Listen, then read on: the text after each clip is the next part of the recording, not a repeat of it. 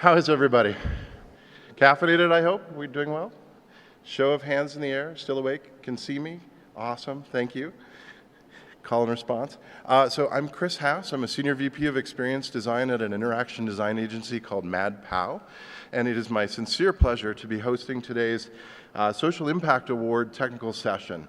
I don't know about you folks, but I was almost run over twice today by a security guard on a Segway, whipping by, and I backed into a telepresence robot and had a wonderful conversation with somebody overseas who was roboting their way around the conference. And I saw the MIT presentation this morning about death masks and the fact that they can now nanoprint 3D sculptures the size of a brain neuron. And I think it's such an amazing time we're living in. It's such an amazing ability to be able to look around the room and see so many digital natives.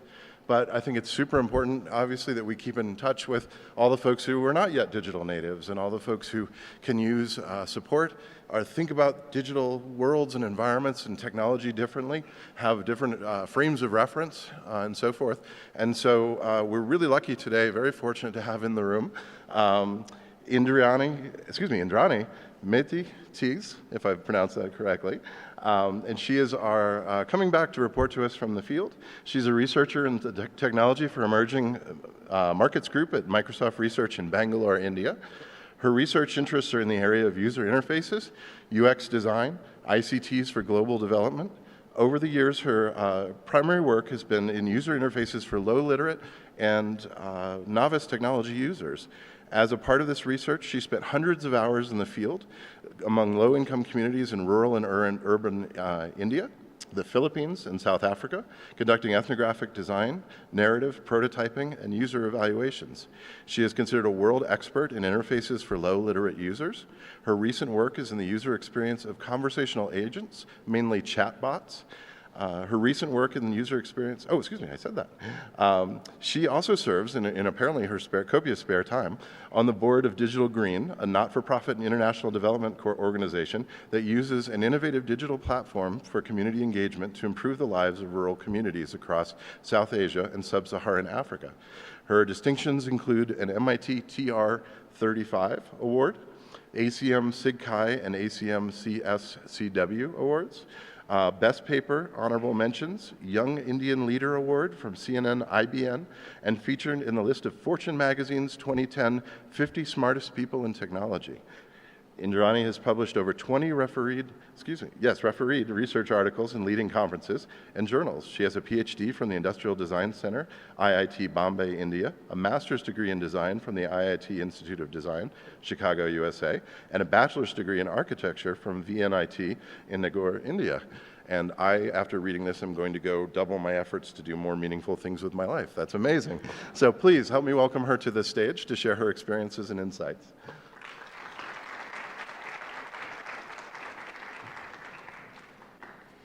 Thank you for the introduction, Chris. Thank you all for coming. I'm really humbled to be here today, accepting this award on behalf of an entire community that has looked at the role of technology in low-income communities for over 12 years. For those of you who are not familiar with this space, this is sometimes referred to as HCI for D or HCI for development. In HCI for D, researchers have investigated how to design information and communication technologies appropriately so that they are conducive to the unique user and infrastructural requirements of resource-constrained settings. So what I'll do today is talk about work that I've been doing in HCI for D over the past close to 12 years, specifically in the design for low-literate users. Before I move ahead, I would really like to thank my mentors, collaborators, and interns at Microsoft Research India, and my advisors at IIT Bombay, without whom this work would not have been possible. Okay, so meet Carlina. Carlina is my domestic helper in Bangalore, India. She cooks and cleans at the homes of 3 employers like me. She's about 40 years old. She has 3 kids. Her husband is a construction worker by profession, but most of the year he's out of work. So Carlina is really the main breadwinner of her family. She's quite street smart, But Carlina never really went to school. She's not literate. She uses a very basic mobile phone where she makes voice calls only. She does not know to use the phone book, for example. She might have numbers written on separate sheets of paper, and every time she needs to make a voice call, she dials those numbers from scratch. So it's not just Carlina. There are close to 800 million people across the world who are completely non-literate, and about 2 billion people who are able to read only with great difficulty and effort. Non-literate users have been mostly known to use mobile phones for voice calls only and not sophisticated use of mobile phones. In 2016, there were about 7 billion mobile phone accounts across the world, and 60% of the subscribers lived in developing countries. Now, given this context, the question that we ask in our research is, how do we create user interfaces such that any non-literate person on first interaction with a PC or a mobile phone can immediately realize useful interaction, extract information that's relevant to his or her life with minimal or no external assistance?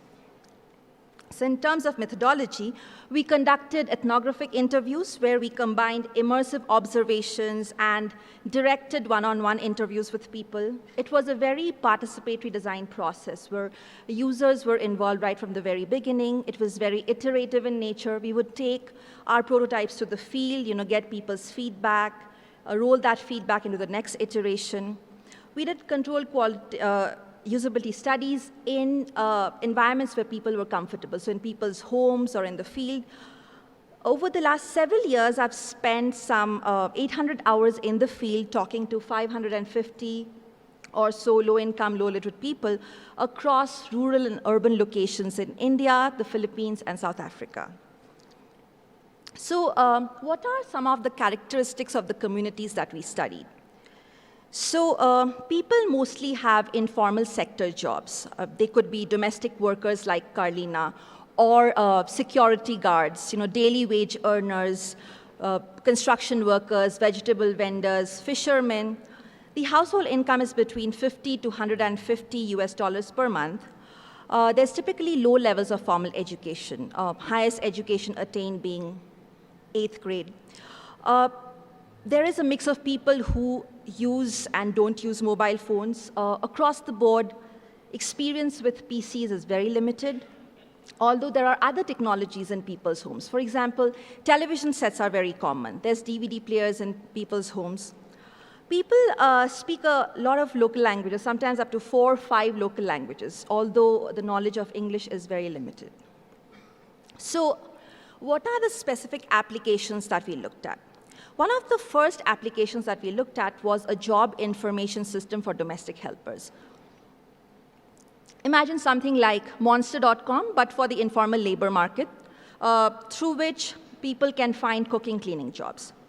Second was a health information dissemination app, which was installed like a kiosk at waiting areas of public hospitals. We've looked at map navigation applications, mobile money transfer, like if you've heard of M-Pesa in Kenya, where you can do digital cash transfer from one phone to another and do cash in, cash out at local shops. Then we've looked at agriculture video search. Imagine something like YouTube, but for low-literate farmers, where there's absolutely no text. And finally, most recently, we looked at a social networking application for low-literate farmers.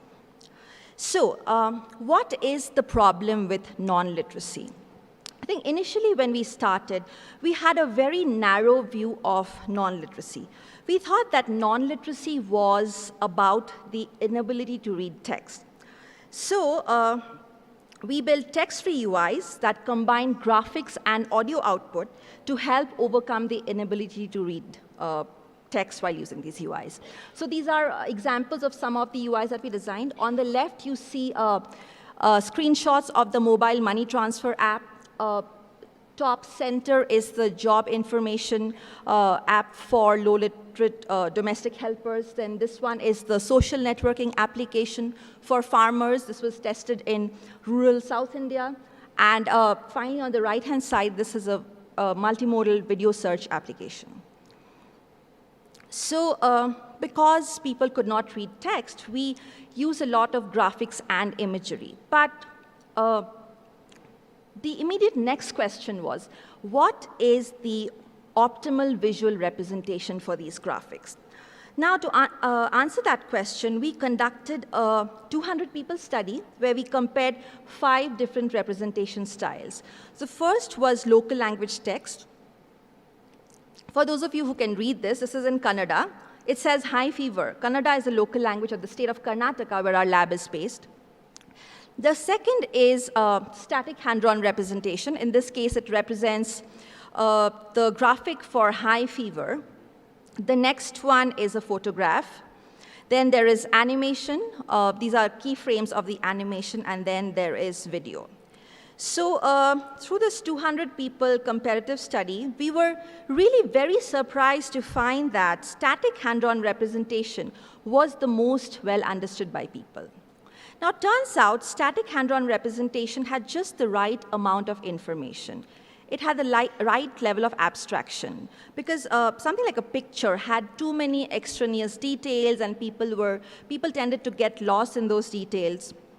Then there was dynamic imagery like animation and video, which had a context-laying activity before the principal activity. For example, in the case of high fever, you would have, in the graphic, an attendant dipping the cold compress in water, wringing the cloth, and then bringing the cloth and putting the cold compress on the forehead of the patient with high fever. So that context-laying activity was confusing. So it turns out static hand-drawn representation had just the right amount of information and was the most well understood, which was very surprising to us. We saw that even within static hand-drawn representations, we had to pay attention to a lot of subtle graphical cues because people's understanding and responses depended on various biases. To initially represent the activity of washing utensils for the job search app, we had used this first icon. So when we showed it to domestic workers, they thought this was just utensils or a room where utensils are kept. Now, with that feedback, we introduced action cues of running water in this case. Now, with that simple introduction of an action cue, people immediately got that this was the activity for washing, or the representation for washing. There was also cultural biases, initially to represent the address of the employer in the job search app. We had used the symbol of a slope-roof house, which I thought was a universal symbol of a house. But turns out that the domestic helpers thought this was a village hut, and they were not expecting their employers to live in village huts, but tall apartment complexes. And with that feedback, we designed this particular icon. To represent job timings, initially we had sun and moon clocks, and this was supposed to be 5:30 to 7. But some of our Muslim test participants were reading it as 7 to 5:30, probably because Urdu is written from right to left. So with that feedback, we just introduced a simple arrow showing directionality, and that seemed to fix the interpretation of this icon. People are not literate, but they are able to read numbers. So we use Indo-Arabic numerals like 0, 1, 2, 3 in our UI. In this case, the numbers are supposed to represent the wages that people make for doing that particular chore of domestic work. We saw that in some cases, just the graphic by itself is not enough. So every graphic has an accompanying audio output in the local language for all functional units, which explains what the graphic is about. And we were really thrilled to see that people were very excited to hear the computer speak in their native language. Now, it's not just us who have looked at designing for low-literate users. There have been a lot of other researchers in HCI4D who have looked at this, designing for this target population. What I'll try to do now is characterize the text-free design space on feature phones. So if on the y-axis you have input methods going from inflexible to flexible, you could have typed input, structured speech, free-form speech. On the x-axis, if you have output methods going from lean to rich, you could have text output, audio output, graphics plus audio combined output. There are these different points in the design space that people in HCI4D have looked at in designing for low-literate users. Text-based SMS for people who can read a little, interactive voice response systems, spoken dialogue systems, live operator where it is, where labor is cheaper, a rich multimedia system. A lot of the work here is in the space of interactive voice response system, which have enabled low-literate users to not just consume content, but also be producers of content. There's projects like CGNet Swara, which is a citizen journalism platform in rural central India, where people call to record stories and some other people call to listen to those stories because there are not enough local newspapers. But the point is that IVR has allowed for low-literate users to also be consumers and producers of content. Again, there are these other studies which have compared different points in the design space. For example, there are studies that have compared IVR with a spoken dialogue system or IVR with a live operator system.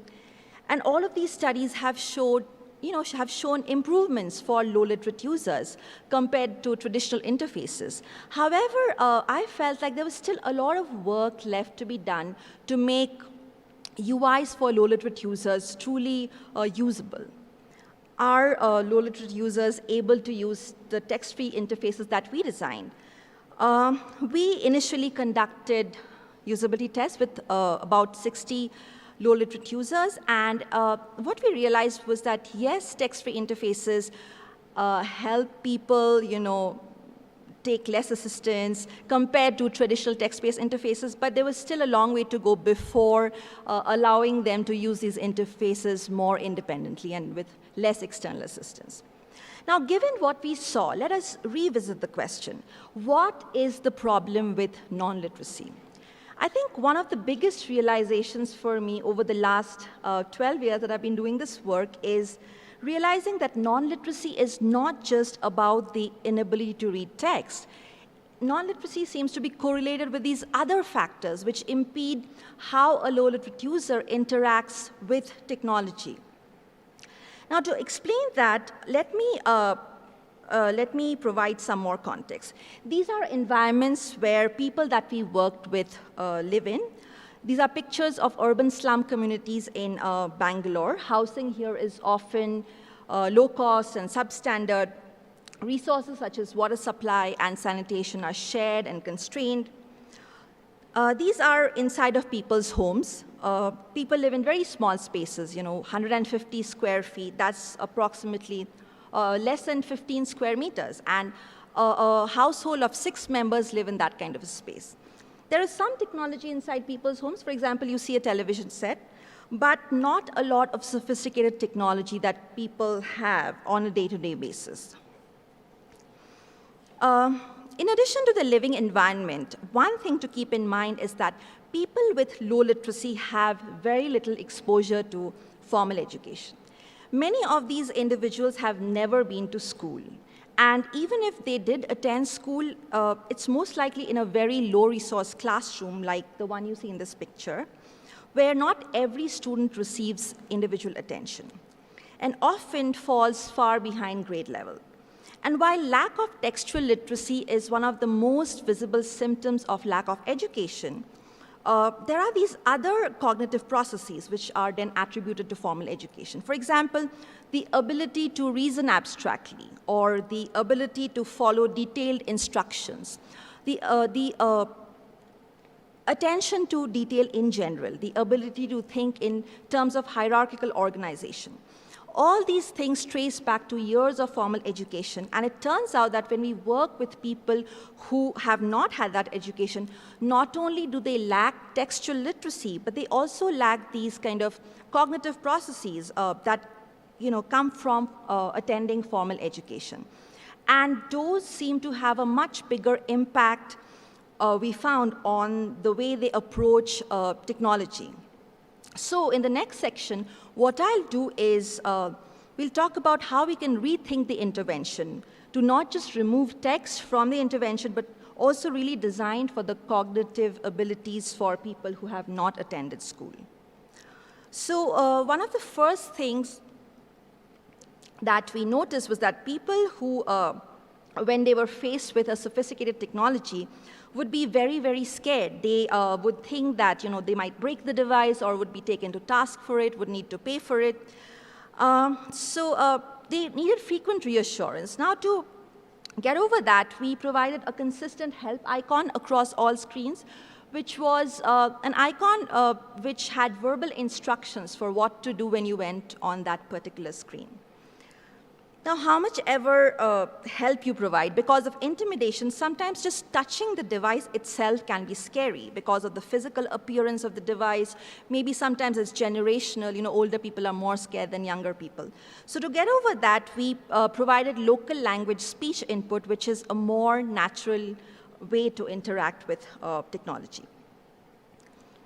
Speaking of help, one thing found in these communities is intermediated use of technologies. This was a study done by Nithya Sambasivan, who was an intern with us, who is now a researcher at Google.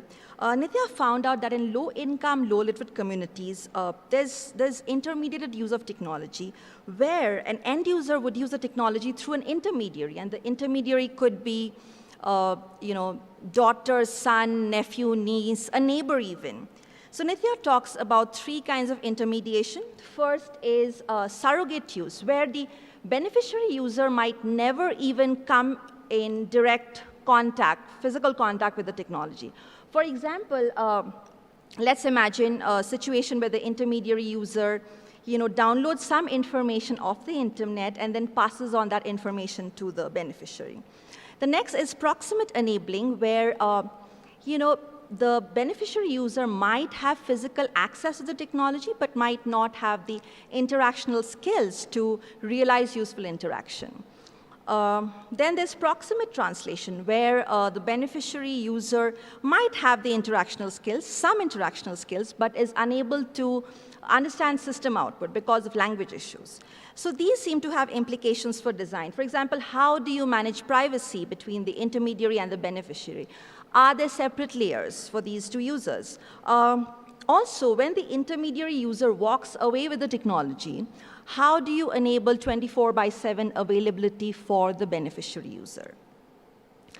Now, one thing that we saw was that people also lacked awareness for what a PC or a mobile phone could deliver. Take, for example, job information. Currently, people find domestic help or security guard kind of jobs through informal social networks or friends and family. And then we show up in these slum communities and say, hey, from today, you will find job information through this computer. So for people, it was really very difficult to comprehend how information that was relevant to their lives was contained in this black box, which was a computer. So initially, to get over that, we had come up with a standard instructional demo, which was an over-the-shoulder shot of a person using this job information app. It told you what to do, where to go to use that application. It was a very standard demo. When we showed it to domestic workers, people kind of understood what was going on in the video, but when it came to applying that to actually using the application, they were unable to. So what we did when we saw that was we took that standard instructional demo and wrapped a story around it, a soap opera style narrative to explain the broader context of the application. Now, for the job information app, this full context video was something like this. The story was that there was a middle-class couple that was looking for a helper, a domestic helper. They were not able to find one. So they inserted their requirements to their home computer. On the other side, there was a domestic helper who had not found a job for a long time. She was very upset. Just then, she meets this nonprofit worker who comes along and says, hey, I can help you find a job. Why don't you come to our nonprofit office and I'll show you how. Then she takes this person to the nonprofit office and shows how to use this job search application step by step. So that's when you see the actual standard demo. This worker then finally likes a job, and then she takes the address of the employer and goes to the address and lands that particular job. Now, what this full context video did was, first it explained where information was coming from. It helped domestic workers identify with a peer in the video who was like them, who was unable to find a job first, and then finally she found a job. It also explained, how to use the application. So it was doing so many things. So full context video was, we found was really useful to explain the context of the application. We found that low-literate users often have difficulty navigating hierarchical structures of information. So we recommend minimizing hierarchy as much as possible and providing linear navigation. So I'll go into a little detail about this particular study where we compared 3 prototypes. This was for the task of finding household items. There were 40 commonly occurring household items like clothes, jewelry, electronics, utensils, sports equipment. So these 40 items were organized as a list on a PC screen where you could see them all at once. So that was our first prototype. The next was a shallow hierarchy where the same 40 items were organized in an information architecture that was 2 levels deep, and it was, again, represented by the same set of pictures. The third was a deep hierarchy, where, again, the same set of 40 items were organized in an information structure that was 4 levels deep and represented by the same pictures. So what we found was that the list of items where you could see all items all at once on the PC screen was the most well understood by low-literate users. Now, what happens when screen real estate is constrained? Like on a mobile phone, you're not able to display all of the 40 items all at once. So we recommend spreading these items across multiple pages of the phone. So it might look something like this. The 40 household items are organized across 7 pages. In a 3x2 matrix, you have to go explicitly tap on these arrows to go front and backward, and they're organized in loose categories. We compared this multi-page phone list with that single-page PC list where you could see all of the items all at once. Turns out the multi-page phone list, even though you could not see all of the items all at once, was was more usable for low-literate users, which again was surprising. Low-literate users also seem to have difficulty in transferring learning from watching an instructional video and applying that to actual usage. So let's take the example of watching a video for instructions on how to use 2 vacuum cleaners. Let's say there's 2 models of vacuum cleaners, 1 and 2.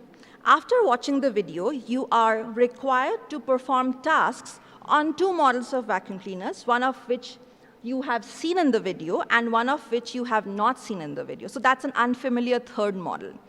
We saw that low-literate participants had difficulty doing this transfer compared to literate participants drawn from the same communities. So we recommended a video that demonstrates examples as close as possible to the actual model or instance of use. Another thing that we have seen in amongst our population is participant response bias. Now, participant response biases are cognitive biases that influence participants away from an accurate or truthful response.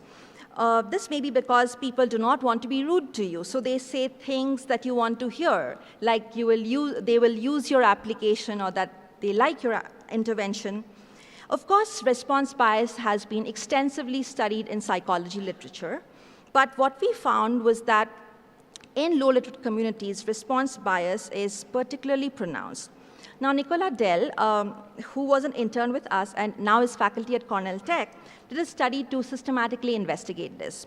So she presented 2 identical videos on 2 identical phones to 450 interview participants, most of whom were auto drivers or tuk-tuk drivers in Bangalore.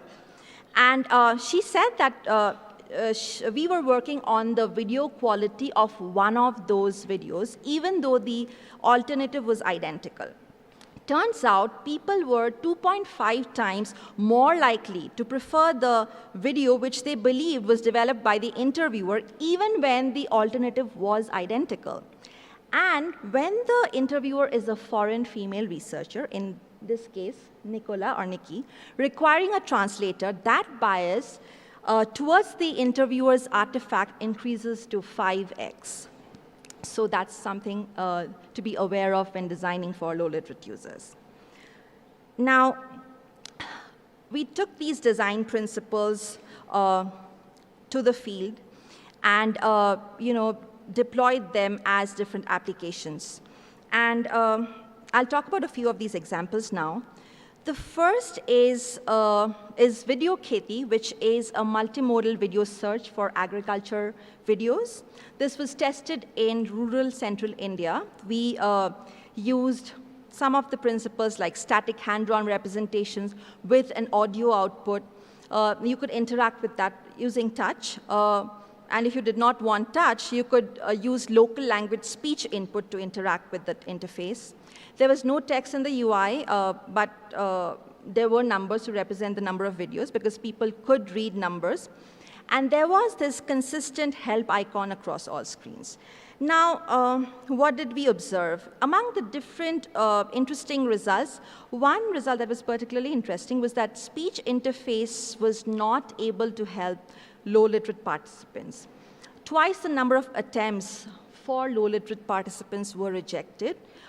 Very often what happened was that people did not know when to start speaking. They would start speaking, while the prompt was still going on, or they did not know when to stop. They would sometimes say words, extra words before or after the structured speech phrase, and that would confuse the system. And then if the system got confused, the people would become very nervous. So there were those issues. There were also issues with vocabulary and terminology. So if you had to say a structured speech, which was a long phrase, something like chemical weedicide application, and you have to say as is, which in Hindi, for those of you who understand Hindi, is rasayanik tarike se kharpatwar niyantran, which is very hard. So turns out for long phrases, it was very difficult for the system to process. And speech turned out to be the most useful when the words were short and familiar. For example, you had to say maize or tomatoes or wheat. Women use speech much less, which was interesting because a lot of them were shy and they did not dare to speak. So we were actually conducting these studies in, we thought, comfortable spaces for them, which were their own homes. But their own homes also had their in-laws living there. So let's say the daughter-in-law was trying out the interface. Sometimes if the brother-in-law, the father-in-law was in the next room, the daughter-in-law was very shy and diffident and wouldn't speak up. And because that was the mark of a good daughter-in-law. So women were shy to use the speech interface. They were using touch more. So another application that I want to talk about is this social networking application for low-literate farmers. This was deployed for about 6 months in rural South India, just outside of Mysore. We leveraged intermediate use. So over a period of 6 months, some 350 farmers used this application through the phones of 8 agriculture extension workers who were drawn from the same community that these people belonged to. So we again use some of the principles of text-free UI where, instead of making a text-based post like you do on Facebook, people can make a photo post and annotate an audio with it. Or you can do an audio-only post. And there's also filtering tags. For example, there is an agriculture tag or an animal husbandry tag or a personal post tag that you can use to filter the news feed. How did we do network management? Because this was deployed in a relatively smaller area, so everybody in the network was connected to everybody else, this kind of mirrored village life where everybody knows everybody. I think in a scale-up condition, we'll need to think a little harder about, how we'll manage the circle. That's something we're still thinking and considering. So how do users create and manage profiles? We leveraged mediated use. So initially for registration, the farmer takes the help of the agriculture extension worker to take a picture of himself or herself, and then the extension worker's phone gets populated like this with all the farmers that are registered on his phone. So how does a farmer manage his profile? To make a post or to view posts, again, there's mediated use. We did not use passwords because we had done some research in numerical and graphical passwords, and passwords turned out to be very challenging. So instead, what we do is that we have a front-facing camera that takes a picture of the person who is logging in, just to be able to verify that the person who's logging in is actually the same person who had originally registered on the application. And in some cases, you see that the agriculture extension worker is also there in the picture. One thing that we found repeatedly across different kinds of deployments is that regardless of the application that you build, one of the biggest actual mediators of uptake is the raw motivation and incentives of users in your system to benefit from what you have designed. We call this where there's a will, there's a way. One of my favorite examples of this phenomenon is this project done by Thomas Smythe, who was an intern with us. So Thomas looked at this ecosystem of peer-to-peer media sharing in India. What you find when you walk down a busy street in India is that almost every security guard, every driver has a multimedia-capable phone, and they have large libraries of movies and media files on their phones. But very few of them have actually paid for that content or downloaded that from the internet. What they instead have done is that they have transferred this content between each other using peer-to-peer file sharing, either over Bluetooth or by swapping SD cards, or these days, peer-to-peer Wi-Fi, if that's available. But what's fascinating about this whole thing is that it's not an easy process to transfer files between two phones. For example, for Bluetooth, it requires more than a dozen steps to pair two phones with each other. Yet still, even with these significant barriers, people, as a pervasive process, were sharing media with each other because there was such a drive to have entertainment-related content on their personal phone. This is an example where usability really takes a back seat. And this is an example, this is really about the raw incentive for the content or the emotional appeal of the content. So we mapped out the network, which is completely an emergent peer-to-peer file sharing network without any top-down organizer. And I'm showing this in the bottom here, where you see that every node is a person and every edge is a media sharing relationship. And only the yellow nodes, which are just 5 here, are people who have some internet connectivity. What that means is that the rest of the network is a bottom-up organic system where people were sharing content with each other. So what are the common themes for designing for low-literate users and opportunities going forward? I think, like I mentioned earlier, one of the biggest realizations for us was that low literacy was not just about the inability to read text, but it was correlated with these many other factors which seem to impede how a low-literate user interacts with technology. Things like, need for constant reassurance, lower ability to understand hierarchy, lower ability to transfer learning, intimidation caused by technology, different cognitive models. So what are the opportunities in designing for low-literate users going forward? First, of course, we've discussed designing for mediated and assisted scenarios, like in the context of Krishi Pustak. Then there's, of course, also designing for user motivation. But what I'd like to highlight are two things. First is designing for multiple simultaneous users. Now, most UI design studies focus on individual usage scenarios where the system is designed to take and process user input from only single users at a time. However, we have seen that in the real-world context, low-income, low-literate households actually share technology. And in the context of tests, experimental tests, we see that a group of people are far more confident interacting with the technology than when they are doing it on a one-on-one basis. So when in a group, people are often, watching over each other's shoulders, learning from one another, suggesting ideas to one another. So I think there is a lot of opportunity for collaborative design scenarios. There is also an opportunity to study how a given application impacts livelihoods for low-income, low-literate users.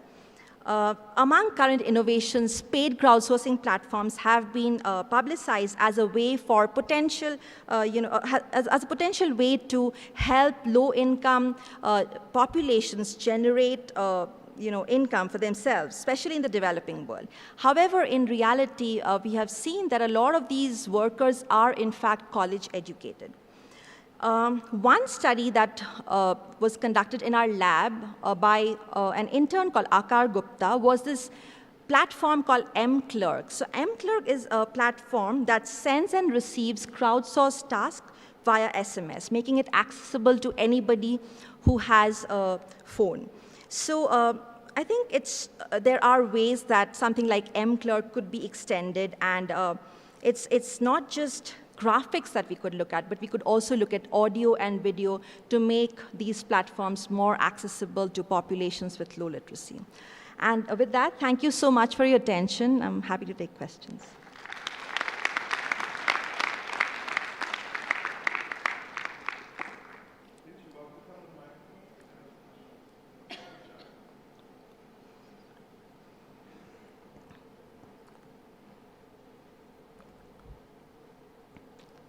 Thank you, Indrani. Thanks for this talk, and a very well-deserved award for this.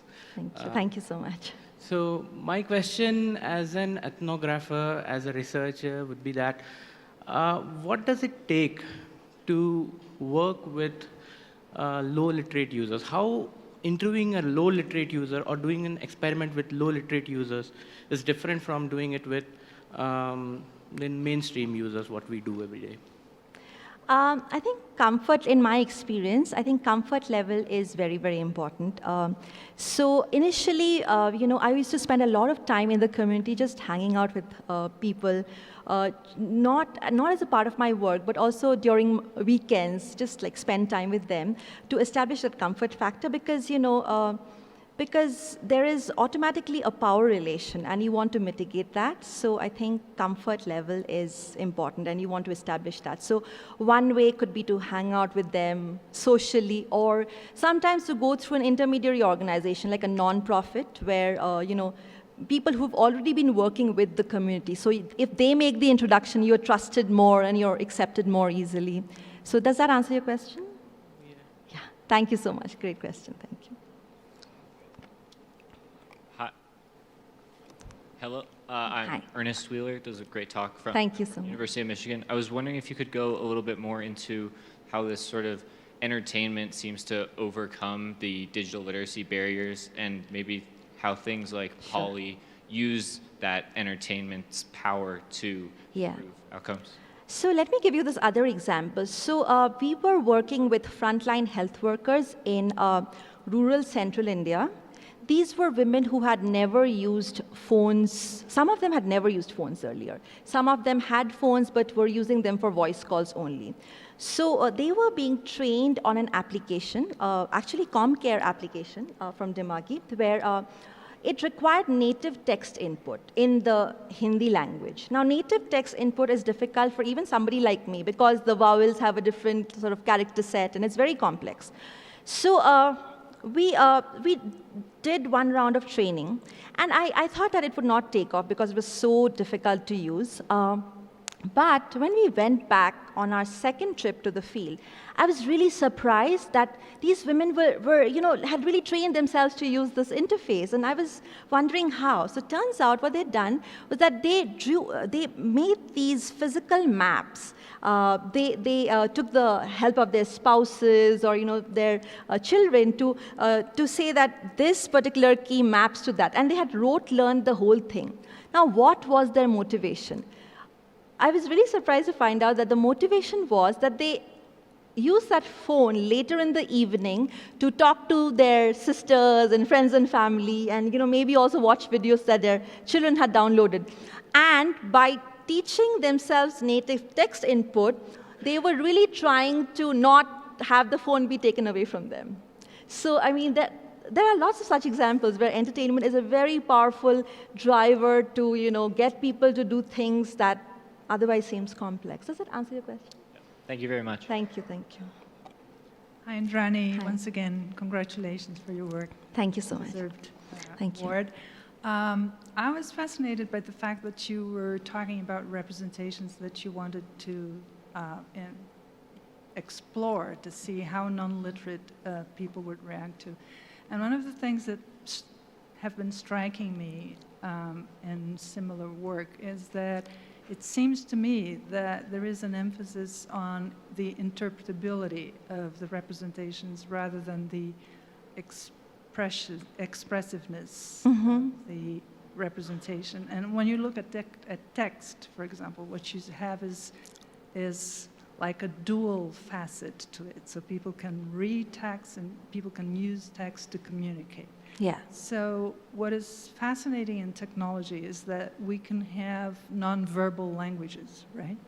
So the interfaces can sort of be seen as languages by themselves. So I was wondering if you have some thoughts on how To come with a visual. how you could, in longitudinal studies, for example, Yeah. sort of explore if people are gaining the cognitive abilities that reading and writing bring to you. So are you, sorry, just so I understand your question, are you saying that how could we use text over time, or how could we develop a visual language? If you could develop not visual. necessarily a visual language, Yeah. it can be an interactive language with visual and other elements. Right, right. That will That's, sort of make, yeah. That's a very interesting question, because we've thought about this. How can we come up with a library of a comprehensive library of images? We've been very interested. I think what I'd like to do in the future is do more longitudinal studies, and that would be really useful, because a lot of this work is also kind of like it's very iterative, but the tests are, single instance, and I would love to do a longitudinal study. So I think it's a great point. I don't have an answer to your question, but we've definitely thought about, can we design a comprehensive language that could be used instead of text? Yeah. Thank you. Yeah. Thank you. Hi, Indrani. Hi. How are you? Good. How are you? Congratulations again. Thank you so much. Well, actually, my question has been asked before, but I have other questions as well. It's regarding something that is quite bothering me, like related to the project that I'm doing. It's actually when you try to implement something with the low literate users and in remote areas and low social economic status like that. What happens after the study is being conducted? How many people actually converted using it? Once the project ends, how many using it? And then are they motivated? You mentioned that there are some ladies, they are motivated. Yeah, but how many, you show several projects, which one of them, for example, you mentioned about the group of the guards actually transferring the video, sharing video. In my case, there are a lot of people saying, oh, well, with the multimedia, it's very costly, and they are not able to do it after the project ends. So how do you motivate something like that? That's a great question. It is true. Sometimes people say that, again, because of participant response bias, probably, people say that yes, yes, of course, we'll use your system, and then, we love it. And then when you go away, you come back after a month or two, and you see that, that the computer has been sort of, closed and put away in a cupboard, and that happens all the time. I think a longitudinal study is like the best way to test whether or not people will use your system over time. And I think I would go back to the point about entertainment and user motivation. I think if you find a compelling application, you would not have to worry about motivation. If users are motivated, usability and other issues will really take a back seat. But how do you design around user motivation? I think that's an interesting question. How do you find the most compelling application? I think you'll have to spend time with the community to figure it out. But yeah, I would, to understand participants' response bias and not have it color people's opinions, I would try to do a little more sort of objective evaluation of the system. To get a true sense of whether or not people would use the system. I would do that, I think, instead of asking, hey, would you use my system? Because people might give you a dishonest answer, not because they are not good people, but because they want to be nice to you. So just do a more objective evaluation and then see, maybe that's a good indicator of whether or not they'll use the application. Does that answer your question? Yeah, and another thing is when you said the compelling reasons in your case is entertainment. Has been entertainment in a lot of cases, yeah. Have you seen any other compelling reasons? Also communication. Yeah, people love to chat with friends and family. So for example, just having a phone that lets you talk to your family at night, and during the daytime you use it for work. There's been work in our lab that looks at how, there's instrumental and non-instrumental usage and how they sort of feed into each other. So yeah, I can send you the papers. Thank you. Thank you so much. Thank you. Hi, I'm Azra Ismail from Georgia Tech, and congrats on your award. Thank you so much. So I have two questions. The first one is, when it comes to services that are used by multiple socioeconomic groups, how can you design interfaces for these kind of projects? Like maybe it's a government healthcare kiosk or a financial system. So how would you design for multiple, for different literacy levels? Yeah. My intuition, I have not done that, but my intuition would be, let's say you're designing something for both literate and non-literate groups. I think I would try to design for the non-literate group because they are a more challenging population. And if you put text in that application, we've seen that people are really scared once they see text because it might require reading. So I would try to get the design right for the non-literate population, and then I think that will automatically might be useful to the literate population. So I would try to get it right for the non-literate population. Have you ever in your work, have you happened to deploy your system for non-literate users with a semi-literate or literate user? What is their reaction to that? Yes, for the video search application, Video Kheti, there were people who had more literacy. They're from the same communities. They could be the son of the farmer who was non-literate. So I think, yeah, there's definitely differences. For example, people who are a little more literate would barge into the interactive voice response system or the spoken dialogue system. They would not even wait for the prompt to be over because they had experience using these technologies. So yeah, yeah, there are differences. Okay. And one more question. Sure. So you talked about the challenges when it comes to working with non-literate or semi-literate users, but what about, I guess, the advantages? Because these are people who are very adaptable, very resourceful. Mm-hmm. How does that play into their use of technology? Yeah, I've certainly, I've had very positive experiences. Well, I've said that there's challenges. I've had very positive experiences. People are very accepting and welcoming, and especially in rural areas. You go there and they will, after you've completed your usability studies, they would not let you leave without having dal bati that they'll cook. And it takes a very long time to make dal bati, which is a very complex dish in central India. So I think there's a lot of warmth and, so it's, they're very welcoming. And I think it really helps me personally to do more. And yeah, that's on the personal side. Thank you. Thank you so much. Hi, Indrani. Hi. Thanks for the talk and your work, always inspirational. Thank you I guess, so much. so one thing that I struggle with, and I was wondering how you balance this, is on one hand, you've got low literate or illiterate people, and so you're completely text-free, icons only. And then on the other hand, you've got this where there's a will, there's a way. And so, you know, how do you balance designing for people's abilities right now versus what they could learn versus what they are learning, and training them and kind of saying, well, probably they will figure this out, and so we can add a little bit more complexity versus, no, let's understand what they know right now and only design for that. Yeah, I think that's a great question. I think, yeah, it's always very complex. I think it would be very application specific and also specific to the population that you're working with. You know, sometimes, let's say, there are groups that are more challenging than others. You know, we've done, so we had set up a computer in our lab for drivers and security guards to use, and they had free internet access, and we wanted everybody to use it, you know, working staff. Turns out the people who were actually using the system were the more educated ones, and the women, certainly, the cleaning staff, are not using the system. So I think it's always a challenge finding the right balance. So yeah, I don't have a good answer to that question. I think it really, but you're able to identify, you know, what design constraints you have for these different subgroups, because we realized that it was not enough in that particular project to just give free access to the working staff.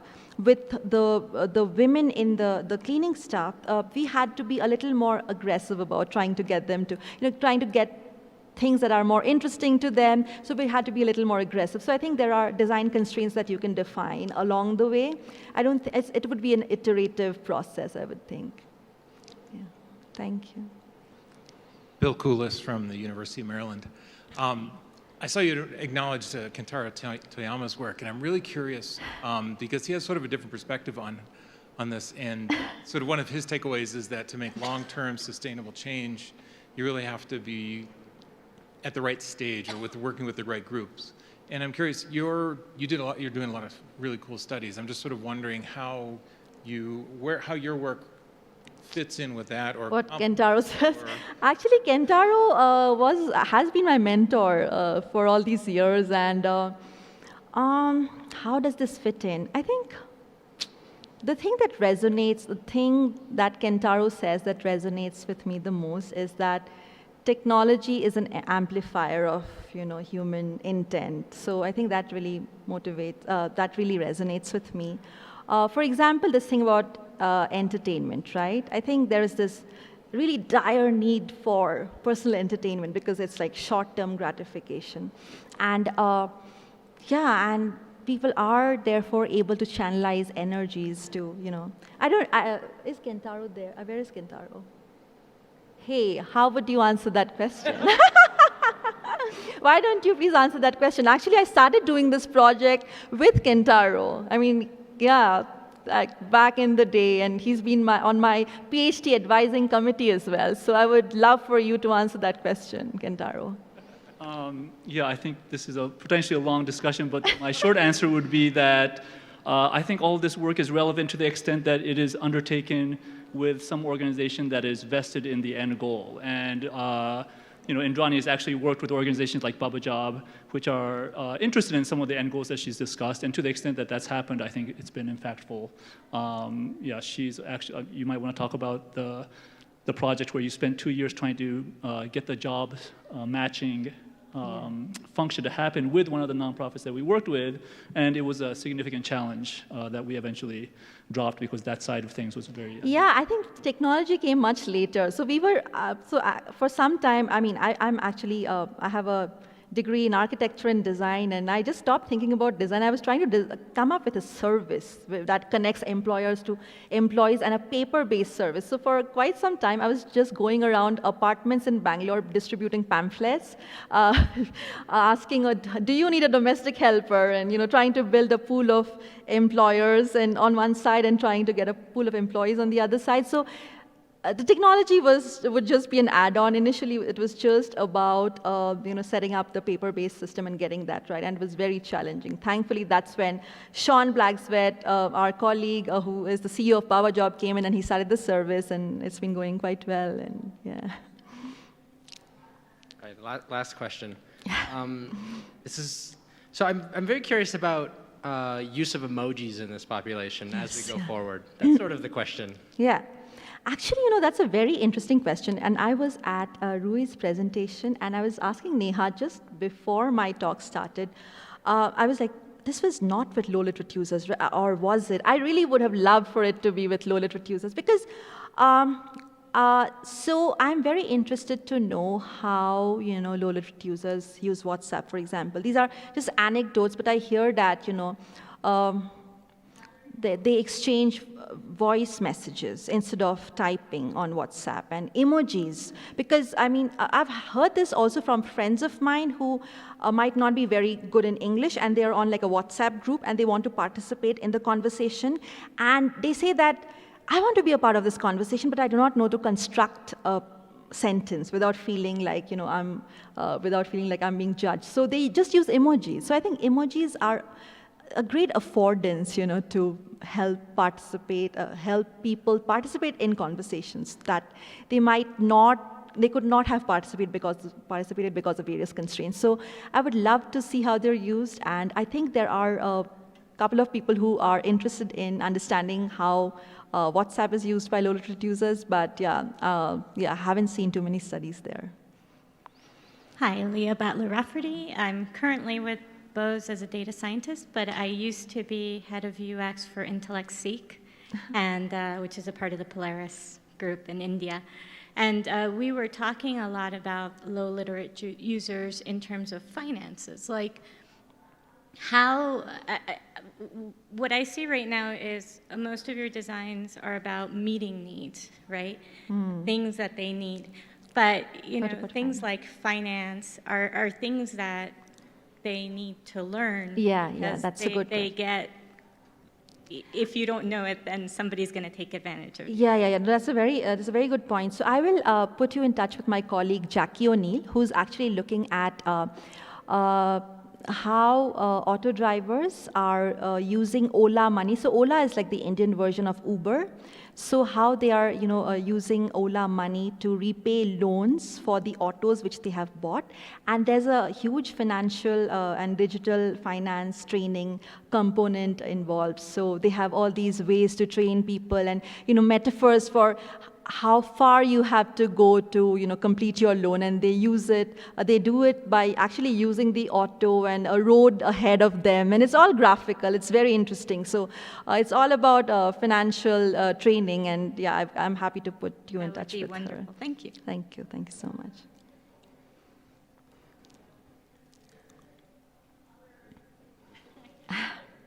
Hi, my name is Liz, and I'm a master's student at Purdue.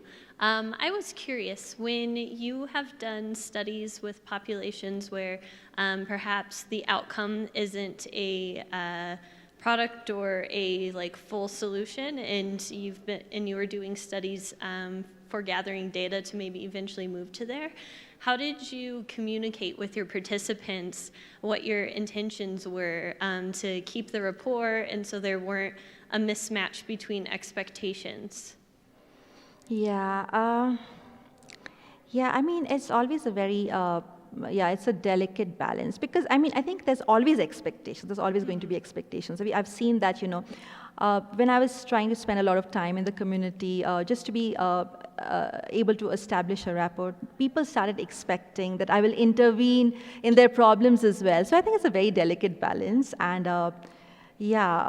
how do you communicate what your intent is? I think it really depends on the context, I would say, but yeah, it's a difficult task. Do you have any advice or tips for that? I think for me it's been a difficult balance, just trying to be a fly on the wall and also be this sort of interventionist designer. So I think I'm always kind of, doing this, trying to find a fine balance. So I don't know if it's always a success, but it's constantly a struggle, I would think, Thank you. Yeah, thank you.